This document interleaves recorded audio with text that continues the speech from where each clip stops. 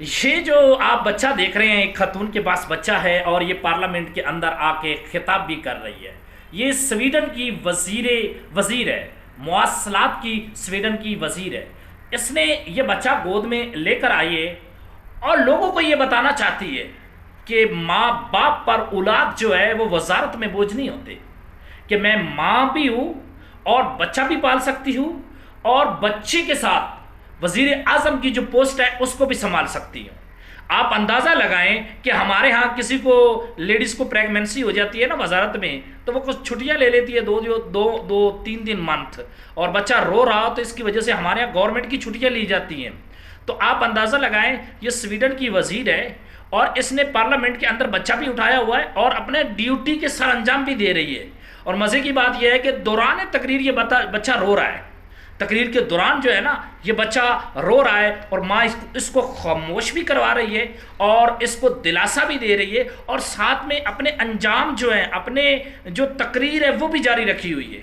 یہ جو social media پر واقعہ گردش کر رہا ہے، اس عورت کا نام ہے روبینا۔ یہ ایرانی نژاد ہے، اس کے والدین جو تھے ایران سے تھے اور کیسان تھے۔ ایران سے جب سویڈن آئے تو سویڈن کی اس کو نیشنلٹی ملی، اور یہ بچپن ہی سویڈن کے اندر گزارا، بلکہ پیدا ہی سویڈن کے اندر ہوئی۔ اس کے بعد اس نے سویڈن کی سیاست کے اندر حصہ لینا شروع کر دیا۔ یہ سیاست میں بہت زیادہ تیز تھی، بچپن میں اسٹوڈنٹ تھی اور اسٹوڈنٹ زمانے سے اس کو سیاست کا شوق تھا، اور سویڈن کی سیاست جو تھی اس کے اندر اس کا بہت زیادہ نام ہے۔ اس کے بارے میں کہا جاتا ہے کہ یہ مسلمان ہے، بلکہ اس کے منہ سے یہ الفاظ نہیں کہے گئے کہ یہ مسلمان ہے، کیونکہ روبینا مہاتاری اس کا نام ہے، اسلامی نام سے بھی ظاہر ہوتا ہے۔ اور اس نے دوسرا جو اپنے بیٹے کا نام رکھا ہے اس کا نام بھی آدم ہے، جو اس کی گود کے اندر بیٹا یہ لے کر آئیے اس کا نام بھی آدم ہے، اور اس کے ساتھ جو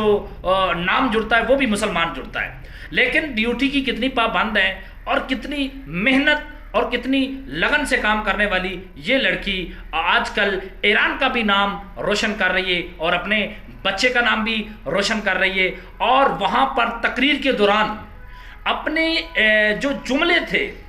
ان پہ وہ مکمل پر اعتماد کے ساتھ بچے کو خاموش کرواتے ہوئے اپنا ڈیوٹی کے سر انجام بھی دے رہی ہے۔ یہ سویڈن کی سب سے کم ترین عمر لڑکی ہے، اور اس کے بارے میں کہا جاتا ہے ابھی یہ اس وقت جو اس کی عمر ہے یہ 30 سال ہے، اور 30 سال کے اندر یہ مواصلاتی وزیر ہے، اور مواصلات کے بارے میں مکمل انفارمیشن میڈیا کو بھی دے رہی ہے، اور پارلیمنٹ کے اندر بھی اپنی تقریر کو جاری رکھا ہوا ہے، اور لوگوں کو بتا رہی ہے کہ میں نے اتنا کام کیا اور اتنا نہیں کیا، اتنا باقی